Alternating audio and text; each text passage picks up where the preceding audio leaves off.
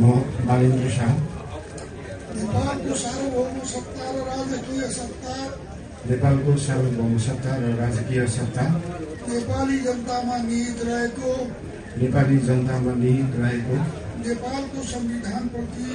नेपालको संविधानप्रति पूर्ण वफादार रही सत्यनिष्ठापूर्वक प्रतिज्ञा गर्दै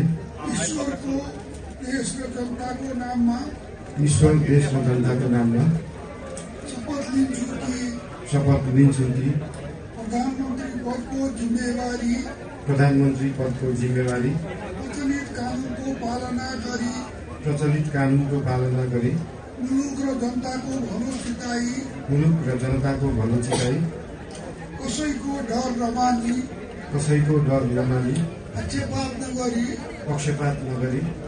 पूर्वाग्रह वा खराब भावना नलिई इमानदारीका साथ गर्नेछु।